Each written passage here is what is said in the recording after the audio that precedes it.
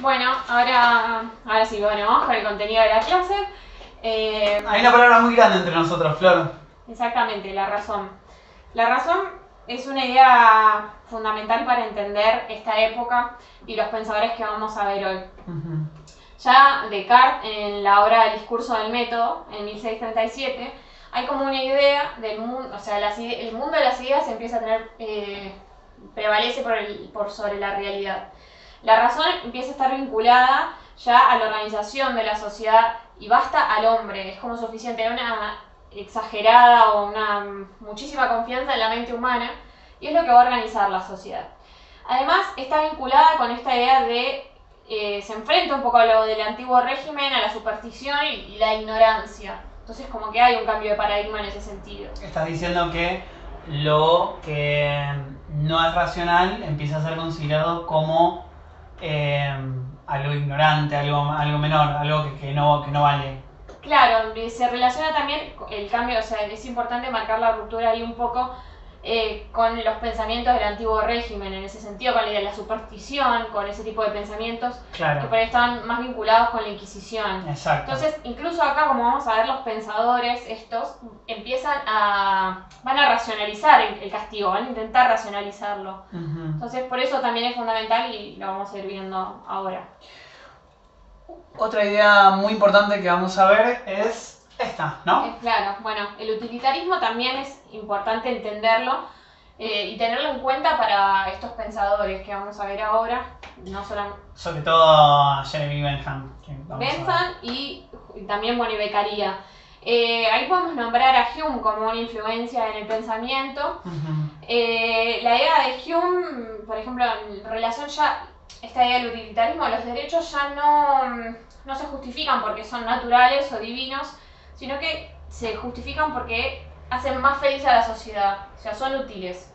Esta es la idea que va a estar detrás de la pena, el castigo, y es lo que vamos a ir viendo ahora. Es importante esta idea del utilitarismo y de la razón también, porque vamos a ver qué pasa cuando esta razón se lleva al extremo en la próxima unidad en positivismo. No les spoileamos nada. Pasando al contexto histórico, concretamente. Ahora vamos a ver, o sea, lo que está ocurriendo en esta época y en el marco, o sea, de qué situación empiezan a darse estos discursos ilustrados. Para eso hay que tener en cuenta determinadas transformaciones que se dieron o sea, revoluciones, por ejemplo, la revolución, claro, exactamente, la revolución industrial y transformaciones que son sociales, políticas, tecnológicas y que van a generar, por ejemplo, en el caso de la revolución industrial, esta necesidad de gestionar estas sociedades y concentraciones urbanas y fabriles. Detrás de estas tres revoluciones que estamos citando, industrial que comenzó en 1750 de los Estados Unidos, 1776 y francesa de 1789, está esta idea de razón que es muy importante. La razón aplicada a la tecnología da por resultado una revolución industrial, en donde la clase social hegemónica, que es la burguesía, va a salir a buscar mercados por todo el mundo y va a plantar la semilla de ese colonialismo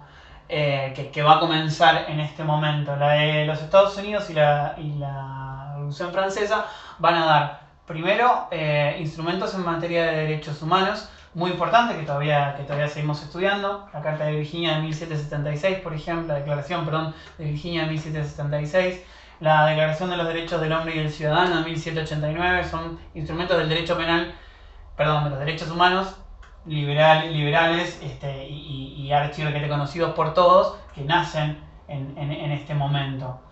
Al respecto del contexto histórico, bueno, que hay que tener en cuenta, digamos, por ejemplo en Europa la Revolución Francesa, que sea un contexto, o sea, esto es muy importante resaltar y lo que hay que vincular, digamos, con esta clase, es esta clase emergente, que es la burguesía, que ¿cómo la podríamos definir? Como los comerciantes. Burgués, comerciante, urbano, que se opone a la nobleza y al clero, especialmente. A los privilegios feudales. Es una clase social que va a empezar a tener que justificar, digamos, su existencia y sobre todo justificar que ya no haya tantas arbitrariedades del soberano. Y estos discursos le vienen muy bien a esta clase social para justificarse y para deslegitimar a las otras clases sociales, al clero y a la nobleza, que vienen a estar representados en la Inquisición, o sea, en el antiguo régimen. Claro.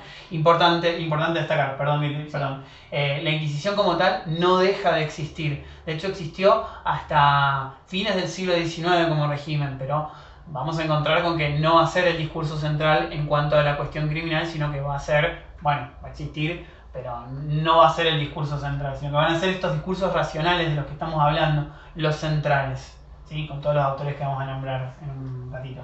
Exactamente. Es importante, digamos, que a partir del surgimiento de esta clase y en este momento, ya como que se empieza a dejar un poco de lado la monarquía, digamos, y el poder absoluto, se empieza a criticar y empieza a haber como un distanciamiento de ese pensamiento. Y ahí podemos recordar un poco a Hobbes, que era el que justificaba que era un poder absoluto. Vamos a poner un poquito, unas cuantas imágenes que nos den... Para que se... Exactamente. Les presentamos a Hobbes, que está en medio de nosotros, porque seguimos manteniendo la distancia porque estamos acuarentenados, ¿no? Exacto. Un monarca absoluto tendría que decir mucho sobre la cuarentena. Bueno. O podría decir mucho. Bueno, Thomas Hobbes, inglés, va a ser, les hago un punteo muy breve, va a ser este autor que va a estar vinculado con el discurso del ejercicio de una monarquía, de un poder absoluto. Para los que tienen el Leviatán, no voy a spoilear mucho, sepan que parte de un estado de naturaleza que es muy pesimista. Es famosa la frase, el lobo es el lobo del hombre, el hombre es el lobo del hombre, perdón, encima la digo mal. Este estado de naturaleza va a ser lo que permita justificar la ficción del contrato social como origen del estado de la sociedad.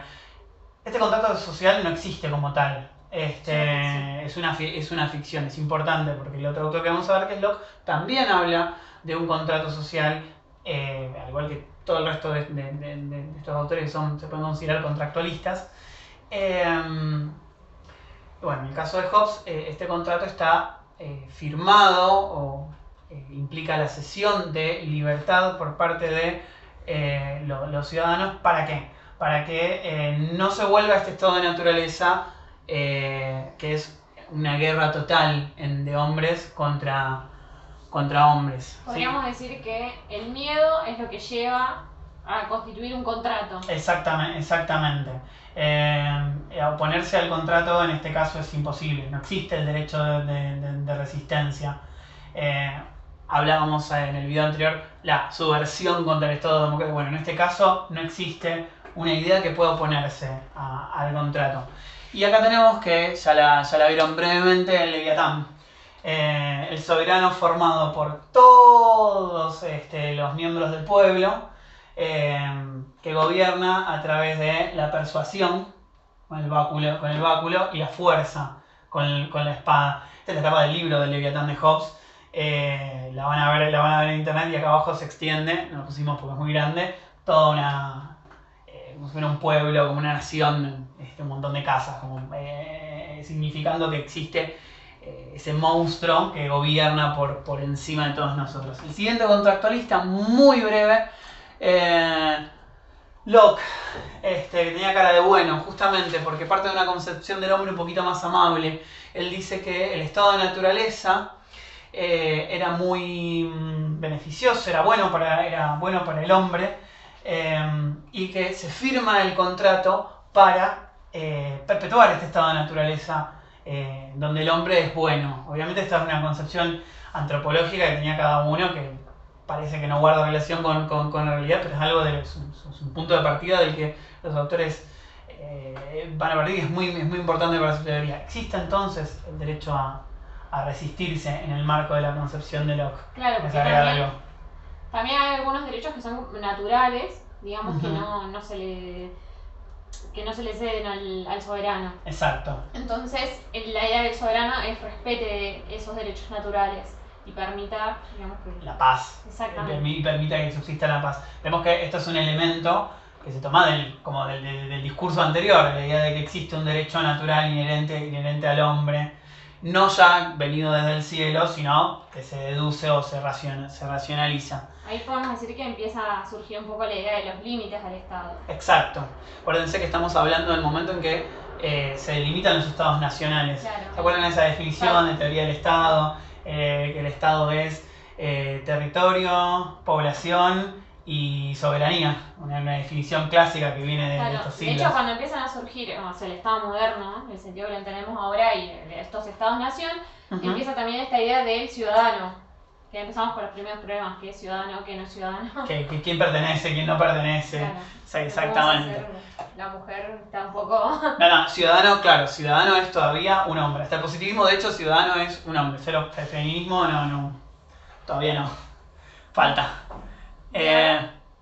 Siguiente que tenemos, este gordito bueno, el Marqués de Beccaria, que también es súper conocido. Bueno, Beccaria es uno de los autores fundamentales. Acá tenemos el libro que lo quería mostrar. Él escribe Los delitos y de las penas, si no me equivoco, estamos hablando de 1764. Fines del siglo XVIII. Exactamente. Bueno, es importante destacar que en este contexto empiezan a surgir esta necesidad de justificar lo político y lo punitivo, digamos. Entonces, cuando él publica de Los delitos y de las penas, lo publica de manera anónima. En principio tuvo como muchísimo rechazo, digamos, fue una obra muy rechazada. Y vos también querías agregar algo. Sí, de hecho quería agregarte un datazo. Antes de escribir de Los delitos y de las penas, él se dedicaba a escribir sobre pesos y medidas. Él hablaba de un tema estrictamente comercial, porque en este momento van a ser, primero, importantes esos temas para la clase en ascenso, la burguesía, y segundo, porque obviamente en el medio de esta idea muy racional del castigo y de todo en general, esto es una concepción casi universal, él necesita y él recurre a esta idea de razón, por eso habla de proporcionalidad. Exactamente. Pero justamente los delitos, es importante, delito y pena empiezan a tener una relación, y es importante destacar que tienen un fundamento en el contrato, y además tiene que ser... Exacto. Y ahí empieza a surgir la idea de la razón y de la utilidad o la necesidad. Exacto. Es decir, que él considera que pueden existir penas injustas, porque en la medida que no justifique o no sea necesaria porque dice que hay que defender el contrato de los ataques particulares.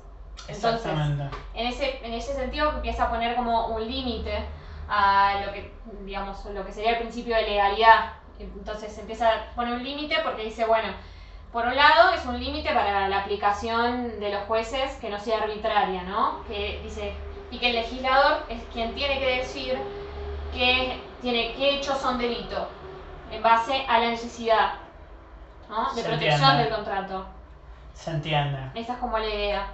Entonces, este principio de legalidad es una de las ideas fundamentales también, y habla de la proporción entre el delito y o sea, como que la pena no tiene que superar en fuerza y modo al delito cometido. O sea, no solamente decía que la pena tiene que ser exclusivamente de prisión, puede haber otro tipo de penas.